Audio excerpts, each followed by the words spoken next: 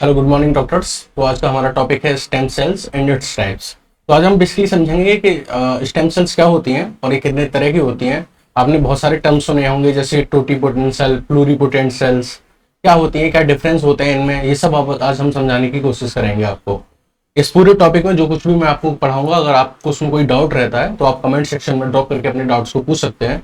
हम कोशिश करेंगे कि आपको जल्दी से जल्दी उसके जवाब दिए जाए। ठीक है, चलिए हम आते हैं अपने टॉपिक पे। और हमारा आज का टॉपिक था stem cell and its types. तो सबसे पहले स्टार्ट करते हैं डेफिनेशन ऑफ स्टेम सेल के साथ। तो ये जो स्टेम सेल्स होती हैं ये अनडिफरेंशिएटेड सेल्स होती हैं। कैसी सेल होती हैं? Undifferentiated sales. अनडिफरेंशिएटेड का मतलब ये होता है कि जिनकी अपनी कोई खुद की पहचान नहीं होती।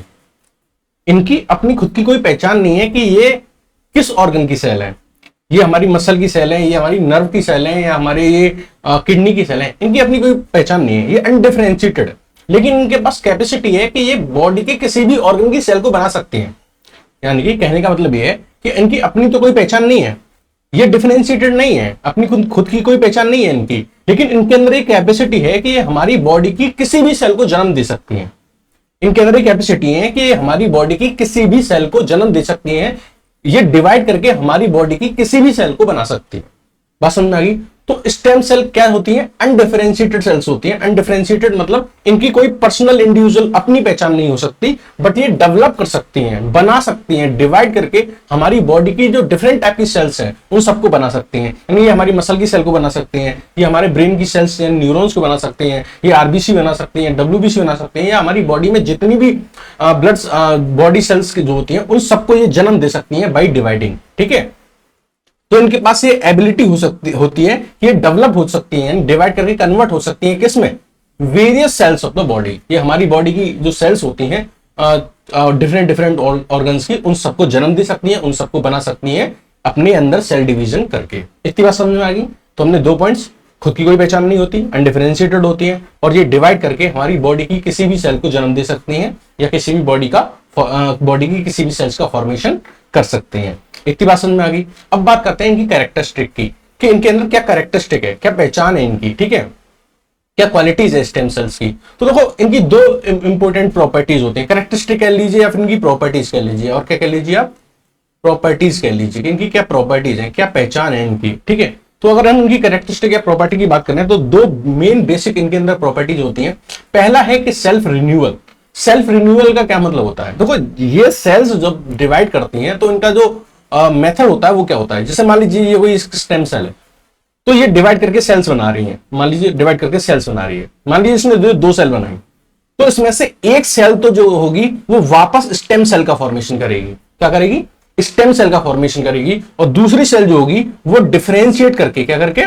डिफरेंशिएट करके कोई भी बॉडी का ऑर्गन बना देगी, किसी भी बॉडी के ऑर्गन की सेल बन जाएगी, या किसी बॉडी के ऑर्गन को बना देंगी। बात समझ में आ रही है? यानी कि ये अपना नंबर भी इंक्रीज करती रहती हैं और डिफरेंशिएट होकर बॉडी का स्ट्रक्चर भी फॉर्म करती रहती हैं। कहने का मतलब है इनके अंदर एसिमेट्रिकल डिवीजन होता है। कैसा डिवीजन होता है? एसिमेट्रिकल डिवीजन होता है। जब ये डिवाइड करती हैं तो पहले ये अपना नंबर इंक्रीज करती हैं। क्या करती हैं? अपना नंबर भी इंक्रीज करती हैं। अपने नंबर को इंक्रीज करना ही क्या कहलाता है? Self renewal. तो जब ये डिवाइड करती हैं तो डिवाइड करने के बाद एसिमेट्रिकली डिवाइड करती हैं। पहले तो ये अपना काउंट बढ़ाती हैं। इनकी कुछ सेल्स तो क्या होती हैं? अपना ही काउंट बढ़ाने में होती हैं, अपनी सेल्स का फॉर्मेशन करने में जुट जाती हैं, अपनी सेल्स फॉर्म करती हैं। और जो अदर सेल्स होती हैं, इनकी अदर सेल्स क्या करती हैं? वो डिफरेंशिएट होके या उनके अंदर मॉडिफिकेशन हो जाता है, और मॉडिफिकेशन होके वो बहुत सारे अलग टिश्यू, बॉडी ऑर्गन्स का फॉर्मेशन करते हैं। इतनी बात समझ में आ गई? तो एक प्रॉपर्टी होती है इनके अंदर सेल्फ रिन्यूअल, और दूसरा होता है डिफरेंशिएशन। यानी कि जब ये स्टेम सेल्स डिवाइड करेंगी तो डिवाइड होने के बाद कुछ सेल्स तो वापस स्टेम सेल्स ही बनाएंगी, बाकी कुछ सेल्स क्या हो जाएंगी? डिफरेंशिएट हो जाएंगी, मॉडिफाई हो जाएंगी, और डिफरेंशिएट और मॉडिफाई होके बॉडी ऑर्गन या बॉडी की सेल्स का फॉर्मेशन करेंगी। ठीक है, अब हम बात करें टाइप्स ऑफ स्टेम सेल्स के बारे में कि ये कितने तरह की होती हैं। ठीक है, तो इनके जो बेसिकली ये 4 टाइप्स की होती हैं। बेसिकली कितने टाइप्स की होती हैं? 4 टाइप्स की होती हैं। एक है इनका एम्ब्रियोनिक स्टेम सेल, दूसरा इनका जो है वो है एडल्ट स्टेम सेल्स, और तीसरा इनका नाम है इंड्यूस्ड प्लूरिपोटेंट स्टेम सेल्स, और चौथा जो होता है वो होती है मेसेनकाइमल स्टेम सेल्स। ठीक है, काफी अनसुने से अजीब से नाम लग रहे होंगे, बट कोई नहीं, एक एक करके हम समझेंगे इन सबको डिटेल में, आपको इजीली समझ में आ जाएगा। तो हमने आपको क्या बताया कि स्टेम सेल्स बेसिकली 4 तरह की होती हैं। एक होती है एम्ब्रियोनिक स्टेम सेल, दूसरा होता है एडल्ट स्टेम सेल, तीसरा होता है इंड्यूस प्लूरिपोटेंट स्टेम सेल, और चौथा होता है मेसेनकाइमल स्टेम सेल। ठीक है, तो ये 4 तरह की होती हैं। पहला स्टार्ट करते हैं हम अपना एम्ब्रियोनिक स्टेम सेल्स के साथ। किसके साथ? Embryonic stem sales. अच्छा, ये एम्ब्रियोनिक स्टेम सेल आती कहां से, कैसे बनती है ये एम्ब्रियोनिक स्टेम सेल, सबसे पहले कहां से आई है, तो वो समझिए। जैसा कि आप जानते हैं, भले ही आप हैं या दुनिया का कोई भी ऑर्गेनिज्म है, वो बनता कैसे है। एक मेल सेक्स ऑर्गन है, या उनसे क्या निकलते हैं, गैमेट्स निकलते हैं, और फीमेल सेक्स ऑर्गन से क्या निकलते हैं, फीमेल गैमेट निकलते हैं। तो गैमेट यानी स्पर्म और यानी ओवा दोनों आपस में फ्यूज करते हैं, तो एक पहली सेल बनती है किसी भी ऑर्गेनिज्म की, जिसको बोलते हैं जाइगोट। क्या बोलते हैं? जाइगोट बोलते हैं। अब जाइगोट में ही डिवीजन होकर हम लोगों का फॉर्मेशन हुआ है। हम लोगों का फॉर्मेशन हुआ कैसे? एक स्पर्म हुआ होगा, एक ओवम हुआ होगा, दोनों से जाइगोट बना होगा, और जाइगोट से फिर हमारा फॉर्मेशन हुआ होगा। ठीक है, तो स्पर्म और ओवम के फ्यूजन करने से बनता है जाइगोट, और इस जाइगोट में फिर सेल डिवीजन होता है, और इस जाइगोट में सेल डिवीजन के बाद अगर 2 to 4 सेल स्टेज जो होती है, उसको हम बोलते हैं ब्लास्टूला। क्या बोलते हैं? ब्लास्टूला। 2 से 4 सेल की स्टेज बनती है, और इसमें फिर से फर्दर डिवीजन होता है, तो जो 8 से 16 सेल स्टेज की जो का एक बॉल लाइक स्ट्रक्चर बनता है, उसको बोलते हैं मोरूला। 8 to 16 सेल किसका बनता है, उसको बोलते हैं मोरूला, और इसको हम बोलते हैं ब्लास्टूला। ये हम ह्यूमन के बारे में बात कर रहे हैं। तो ह्यूमन का जाइगोट है, उसमें क्लीवेज डिवीजन होते हैं, तो क्लीवेज डिवीजन से जो 2 to 4 सेल की जो स्टेज होती है, उसको हम ब्लास्टूला बोलते हैं, और 8 to 16 सेल की जो स्टेज होती है, उसको हम क्या बोलते हैं, मोरूला बोलते हैं। तो ये जो सेल्स हैं जो जाइगोट से फॉर्म हो रही हैं, वो सेल्स जो जाइगोट से फॉर्म हो रही हैं, immediate division of fertilized egg, जो immediate division of fertilize egg से जो सेल बन रही हैं, जैसे आप ब्लास्टूला की सेल ले लीजिए, या गैस्ट्रूला की सेल, या मोरूला की सेल्स ले लीजिए, इनको हम बोलते हैं एम्ब्रियोनिक स्टेम सेल्स। क्या बोलते हैं? Embryonic stem cell. जैसा कि नाम बता रहे हैं, एम्ब्रियो में हुआ होगा ये सब। कहां हुआ होगा? एम्ब्रियो में। तो एम्ब्रियो का फॉर्मेशन आपके सामने हो रहा है कि नहीं? जाइगोट हुआ, जाइगोट में डिवीजन होकर ब्लास्टूला बना, मोरूला बना। तो जो एम्ब्रियो की सेल्स होती हैं, जो जाइगोट के जस्ट डिवीजन के बाद बनती हैं, उनको हम एम्ब्रियोनिक स्टेम सेल्स बोलते हैं। ठीक है, तो एम्ब्रियोनिक स्टेम सेल्स कहां से आती है, समझ में आ गया आपको? एम्ब्रियोनिक स्टेम सेल्स कहां से आती हैं? Embryonic stem cells are formed from immediate division of fertilized egg. जो आपका फर्टिलाइज्ड एग होता है, उसमें फर्टिलाइज्ड एग को ही हम क्या बोल रहे हैं यहाँ पे? जाइगोट। फर्टिलाइज्ड एग का क्या मतलब है? जाइगोट। फर्टिलाइज्ड एग को ही हम क्या बोलते हैं? जाइगोट। तो जाइगोट के इमीडिएट डिवीजन से जो सेल्स बनी है, ब्लास्टूला की सेल और मोरूला की सेल्स, इन्हीं को हम क्या बोलते हैं? एम्ब्रियोनिक स्टेम सेल्स बोलते हैं। आपको इतनी बात समझ में आ गई होगी। अब एम्ब्रियोनिक स्टेम सेल्स के भी कई टाइप्स होते हैं। ये एम्ब्रियोनिक स्टेम सेल्स भी क्या होती हैं? कई तरह की होती हैं। इसमें 4 मेन टाइप्स जो हैं वो हम आपको बताने जा रहे हैं। ये बहुत ज्यादा रिपीट होता है, बहुत जगह आपको नहीं देखा होगा। एक इसमें से नाम होता है टोटीपोटेंट स्टेम सेल, एक होता है प्लूरिपोटेंट स्टेम सेल, एक होता है मल्टीपोटेंट स्टेम सेल, और एक होता है यूनिपोटेंट सेल टाइप्स। ठीक है, ये क्या है? ये सब डिवीजन है किसके? एम्ब्रियोनिक स्टेम सेल्स के। क्या है? ये एम्ब्रियोनिक स्टेम सेल्स के टाइप्स हैं। किसके टाइप्स हैं? ये जो हम पढ़ाने जा रहे हैं आपको, ये जो टाइप्स हैं किसके हैं? एम्ब्रियोनिक स्टेम सेल के टाइप्स हैं। कौन कौन से? टोटीपोटेंट स्टेम सेल्स, ठीक है, pluripotent stem cells, multipotent stem sales और यूनिपोटेंट स्टेम सेल्स। ये क्या है सब? ये है types of embryonic stem sales. तो एम्ब्रियोनिक स्टेम सेल के ये 4 टाइप्स हैं। ठीक है, इनको आपको अच्छे से समझना है, यही आपके ज्यादातर रिपीट होते हैं। इनमें क्या डिफरेंस है आपस में, वो आपको समझना है, और ये क्या होते हैं वो समझना है। तो हमने आपको बताया, पहले हम आपको बताने जा रहे हैं टोटीपोटेंट स्टेम सेल। तो टोटीपोटेंट स्टेम सेल्स वो स्टेम सेल्स होती हैं जो डिवाइड करके हमारी बॉडी के किसी भी सेल को बना सकते हैं। किसी भी सेल को, चाहे वो आपके किडनी की सेल हो, चाहे लिवर की सेल हो, चाहे स्टमक की सेल हो, चाहे आपके मसल की सेल हो, चाहे आपके ब्रेन की सेल हो, वो सेल्स जो डिवाइड करके आपकी पूरी बॉडी को बना सकती हैं, पूरी बॉडी के किसी भी ऑर्गन को बना सकती हैं, किसी भी सेल को बना सकती हैं, किसी भी टिश्यू को बना सकती हैं, उनको क्या बोलते हैं हम? Totipotent cell. ठीक है, आगे जब हम बाकी पढ़ाएंगे तो डिफरेंशिएट करती जाइएगा आप कि इनमें और बाकियों में क्या डिफरेंस है। तो टोटीपोटेंट सेल्स क्या है? ये can differentiate into all possible type. यहां आप ये लाइन मार्क कीजिएगा, ऑल पॉसिबल टाइप, यानी ये सारी तरह की सेल्स बना सकता है। All possible types of cells, यानी ये पूरी बॉडी के और पूरे ऑर्गेनिज्म को बनाने की इनके अंदर कैपेबिलिटी होती है। एंटायर ऑर्गेनिज्म बना सकते हैं, पूरा का पूरा ऑर्गेनिज्म बना सकते हैं, कोई भी ऐसी सेल्स नहीं होगी जो ये ना बना पाए। तो ये होता है टोटीपोटेंट सेल। जो अभी टोटीपोटेंट सेल्स कौन सी सेल्स को कहेंगे, कोई एक इनका एग्जांपल बताइए। तो इनका एग्जांपल है cells of morula and blastula. Morula and blastula हमने आपको बताया था क्या होता है कि जायगोट में जब डिवीजन होता है तो 2 सेल स्टेज इसको ब्लास्टुला बोलते हैं और 8 सेल स्टेज को क्या बोलते हैं, मोरूला। और आप जानते हैं यही आगे डिवाइड होकर क्या बनाती है, हमारी पूरी बॉडी बना देती है। इतनी बात समझ में आ गई। तो ऑब्वियसली तुम देख सकते हो टोटीपोटेंट सेल के एग्जांपल क्या होते हैं, cells of morula and blastula. तो टोटीपोटेंट सेल्स वो सेल्स थी जो पूरी बॉडी को बना सकती हैं, जो किसी भी टाइप की सेल में कन्वर्ट हो सकती हैं। दूसरा जो इंपॉर्टेंट है वो है प्लूरीपोटेंट सेल। ठीक है, प्लूरीपोटेंट सेल्स कौन सी होती हैं? प्लूरीपोटेंट सेल्स वो सेल्स होती हैं जो बहुत तरह की सेल्स में डिवाइड हो सकती हैं, जो मैनी टाइप्स में डिवाइड हो सकती हैं, बट नॉट ऑल टाइप्स। यहां मार्क कीजिएगा line, they can convert into many different types of cells but not all possible types. यानी ये कई तरह की कई डिफरेंट टाइप की सेल्स बना सकती हैं। बट आप ये कहो कि क्या ये पूरे एंटायर ऑर्गेनिज्म को बना सकती हैं? इनके अंदर एक कैपेसिटी होती है कि ये पूरे ऑर्गेनिज्म को बना दें कि नहीं। ये बहुत तरह की सेल्स बना सकती हैं, यस, लेकिन सारे तरह की बना सकती हैं, गलत। ठीक है, तो ये वो सेल्स प्लूरीपोटेंट वो सेल्स होती हैं जो बहुत तरह की तो बना सकती हैं, मैनी डिफरेंट टाइप्स। ये मान लो चार ऑर्गन की सेल्स इन्होंने बना दी, 5 ऑर्गन की सेल बना दी, बट आप ये कहो पूरी बॉडी को बना सकती हैं, नहीं। They can not form the entire organism. ये एंटायर ऑर्गेनिज्म को नहीं बना सकती। लेकिन अब डिफरेंशिएट कर पा रहे हो आप, टोटीपोटेंट सेल्स पूरी बॉडी को बना सकती हैं, लेकिन प्लूरीपोटेंट बॉडी के कई हिस्सों को बना सकती हैं, कई ऑर्गन्स को बना सकती हैं, लेकिन सारे ऑर्गन्स को नहीं बना सकती। ठीक है, सारे ऑर्गन्स को नहीं बना सकते। इतनी बात समझ में आ गई। तो प्लूरीपोटेंट वो सेल्स होती हैं जो बहुत डिफरेंट टाइप की सेल्स को बना सकती हैं, बट सारी सेल्स को नहीं बना सकती, यानी पूरे एंटायर ऑर्गेनिज्म को नहीं बना सकती। जैसे अगर इसकी एग्जांपल लें इसका, तो इसमें cells of inner cell mass of blastocyst. अब आपने देखा होगा कि जब आप पढ़ेंगे एम्ब्रियोनिक डेवलपमेंट, तो जो ये हमने अब तक मोरूला पढ़ा था, ये जो मोरूला पढ़ा था अभी हमने आपने 8 to 16 सेल स्टेज जो होती है मोरूला, इससे नेक्स्ट स्टेज होती है ब्लास्टोसिस्ट। क्या बोलते हैं? ब्लास्टोसिस्ट।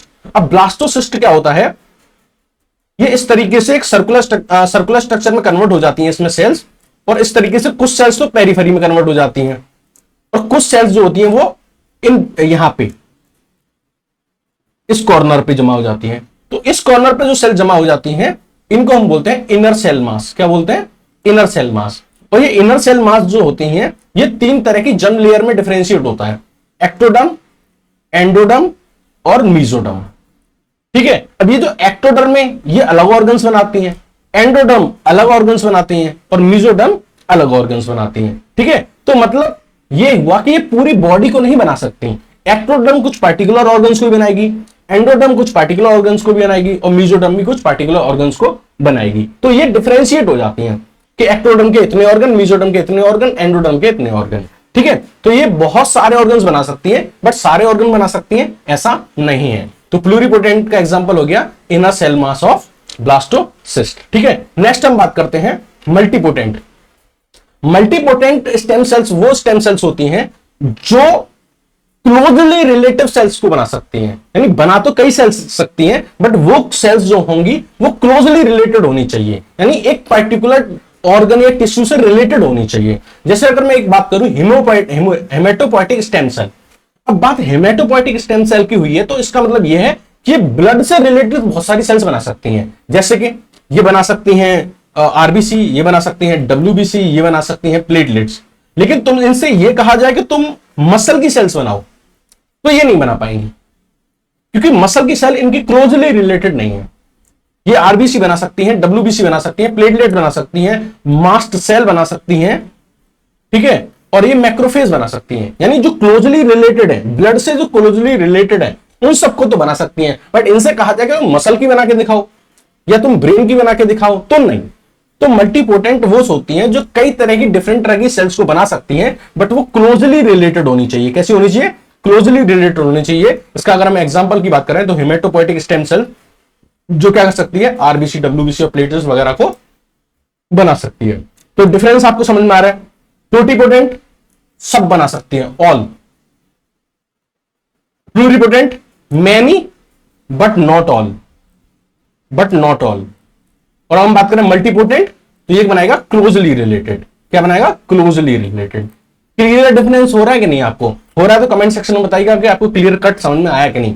ठीक है, नेक्स्ट है pluripotent cell, sorry unipotent cell types. Unipotent क्या होता है? जो सिर्फ एक सिंगल तरह की सेल बनाने की कैपेसिटी रखता हो, जो सिर्फ एक ही तरह की सेल बना सकता हो, दूसरी किसी भी तरह की सेल को बनाने की जिसके अंदर कैपेसिटी ना हो, उनको हम बोलते हैं यूनिपोटेंट स्टेम सेल्स। ठीक है, अब इनका अगर मैं एग्जांपल दूं, ये सिर्फ एक तरह की सेल्स को बनाएंगे, अपनी तरह की सेल्स को बना पाएंगे, और इसका जो एग्जांपल है वो है मसल स्टेम सेल्स। ठीक है, तो ये हमने आपको बताया एम्ब्रियोनिक स्टेम सेल्स क्या होता है और उनके टाइप्स क्या होते हैं। एक बार रिकैप करें तो हम क्या पढ़ रहे थे? हम पढ़ रहे थे टाइप ऑफ स्टेम सेल्स। क्या पढ़ रहे थे? Type of stem cell. और टाइप ऑफ स्टेम सेल्स में हमने क्या पढ़ा कि जो स्टेम सेल्स होती हैं वो चार तरह की होती हैं। ये एक, ये दो, ये तीन और ये चार। स्टेम सेल्स चार तरह की होती हैं, embryonic stem sales, adult stem cells, induced pluripotent stem cells और मेसेंकाइमल स्टेम सेल्स। ठीक है, हमने एम्ब्रियोनिक स्टेम सेल्स को डिटेल में पढ़ा कि ये कितने तरह की होती हैं, ये कहां से होती हैं। अब हम इन बाकी के टाइप्स को पढ़ेंगे, एडल्ट स्टेम सेल्स और ये जो बाकी हैं इनको पढ़ेंगे। चलिए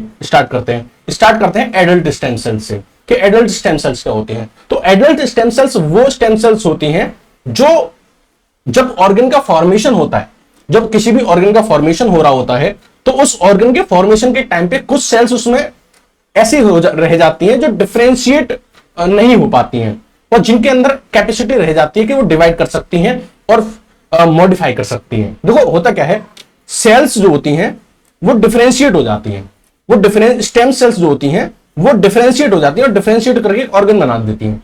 और जब ये ऑर्गन बना देती हैं तो इनके पास मॉडिफिकेशन वाली जो प्रॉपर्टी होती है कि ये किसी भी तरह की सेल को बना देंगी, वो वाली प्रॉपर्टी खत्म हो जाती है।